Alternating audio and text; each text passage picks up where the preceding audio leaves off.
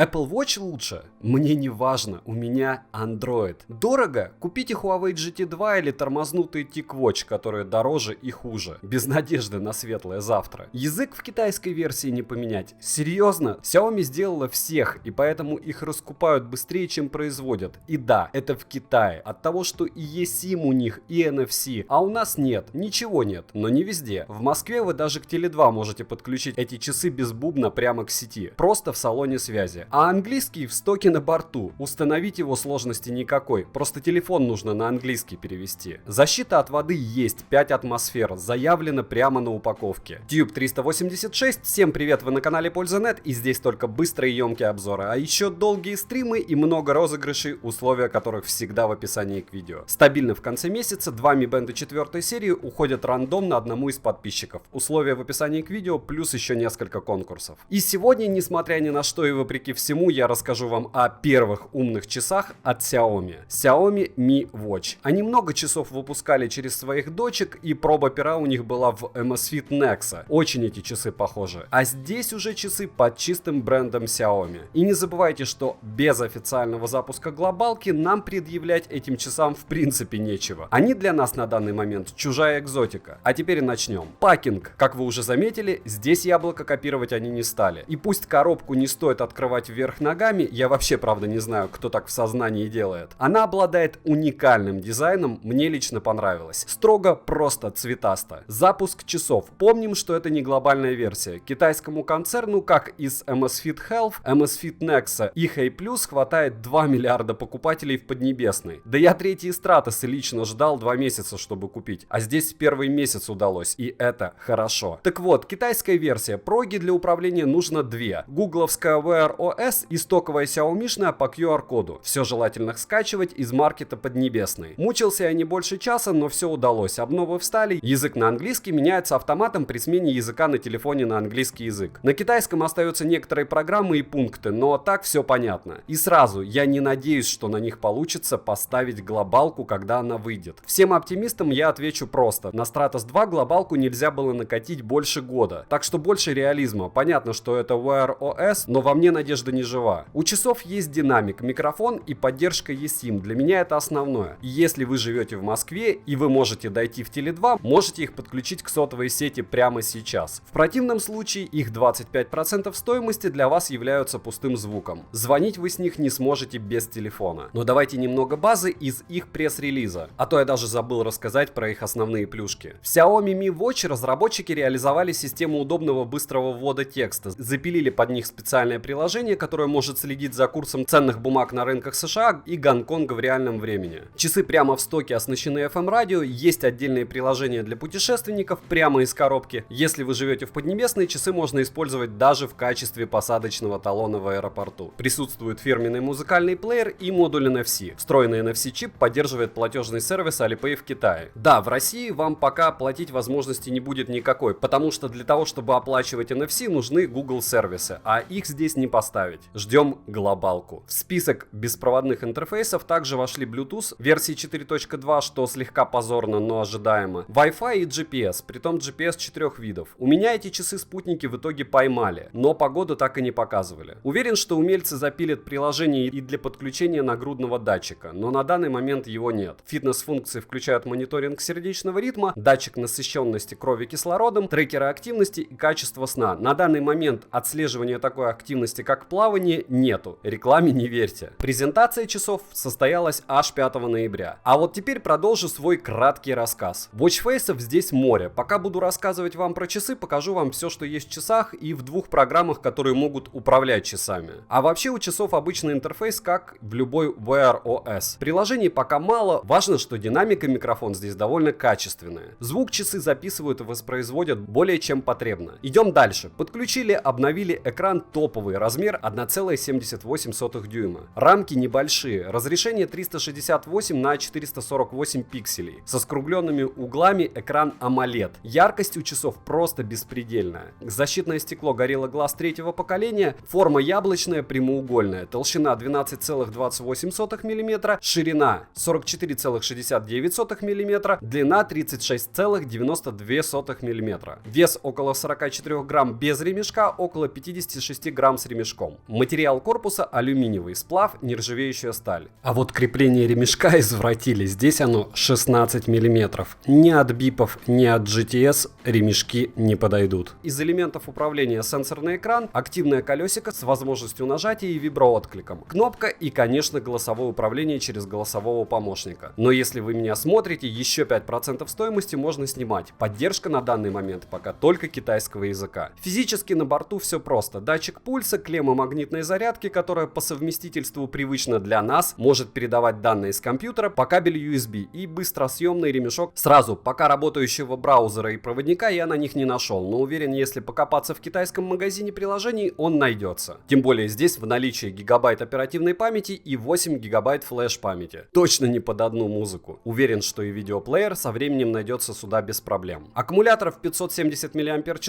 рассчитан только на 36 часов, но это при использовании eSIM. Без eSIM часы спокойно живут около 70 часов. За 8 часов сна в режиме отслеживания сна, то есть часы у меня считали еще и пульс. Часы съели всего 9% заряда. Воды часы не боятся. Защита от воды 5 атмосфер. Плавать в них нельзя, но в душ с ними можно. Хотя я бы пока на вашем месте в них в душ не ходил. Особенно без гарантии. Официальные продажи глобалки ожидаются в районе февраля 2020. И я надеюсь, как и вы, что она появится раньше. Процессор на борту Qualcomm 3120, 4 ядра Cortex A7 с частотой до 1,2 ГГц. GPU Andreo 304 серии, модем Snapdragon X5, сопроцессор QCC 1110, который был разработан с нуля. Операционная система MIUI 4 Watch, базирующаяся на Wear OS. Память еще раз 1 ГБ ОЗУ и 8 ГБ встроенной. Из активных косяков сейчас, если играет музыка, то на часах она перестает отображаться, иногда при разблокировке открывается меню с пульсом, панель быстрого доступа подтормаживает, пропадают значки Bluetooth, будильника и SIM. Но я жду просто новые прошивки, и я уверен, что в ней все поменяется. Можно отвечать на все сообщения как голосом, так и печатным текстом со стикерами, оболочка не тормозит, все работает на удивление плавно. Звонить можно, контакты грузятся с телефона. Звонок идет с часов на телефон, говоришь с часов, и звук транслируется опять же с них же. Погоду в стоке, еще раз, не посмотреть, видят только китайские города. Русскую клавиатуру можно установить, голос пока только китайский. Программы в стоке половина под удалением, они исключительно для Китая. Mi Home можно управлять без лишних манипуляций. eSIM, еще раз повторяю, в Москве уже можно к Теле2 подключать эти часы. WeChat работает и стоит прямо в стоке. Общее время в зарядке в реальности 2 часа. При попытке установки ТикТока часы пришлось возвращать к заводским настройкам, почти превратил их в кирпич. По заявлению производителя, для навигации используются спутники не только GPS, но и GLONASS и Beidou. Спутники ищут долго. Программы ставятся при том как чисто для смарт-часов, так и для андроида. Запускается, но чего-то крупное требует сервисов от Google. Русскую клавиатуру установить можно без проблем. Можно набирать, у экрана супер точность, поэтому вслепую хорошо набирается. Программы на русском ставятся, но в основном все настройки на китайском. Ставить программы можно и через Android Wear APK Tools, и через Install APK, как делал я. Понятно, что сначала в часах нужно зайти в режим разработчика и после этого включить функцию отладки ADB. Но это очень просто делается. Свой магазин пока только китайский. Яндекс.Радио становится и работает, через Bluetooth все грузится. Спать в часах удобно. По негативному сценарию, раньше февраля глобальной версии не будет. Будем надеяться, что появится. Будет выпущена еще версия Xiaomi Mi Watch Privilege Edition в корпусе из полированной нержавеющей стали с стальным браслетом и керамической задней крышкой. Эта версия появится в декабре и обойдется вам в $285, если вы решите ее купить. И теперь Wear OS в связке с MIUI для меня больше не дно. Телега встает, WhatsApp пока вылетает. Напоминаю, что бесконтактная оплата NFC не работает. Цена с доставкой с AliExpress 13 тысяч рублей по ссылке в описании. Со всеми скидками и купонами легко можно довести сегодня до 11 тысяч, ведь сегодня черная пятница. Гикам советую однозначно. Обычным смертным, у кого не айфоны, ждите глобалки и как выйдет, идите сразу покупать. Если делать более подробный обзор, пишите в комментариях.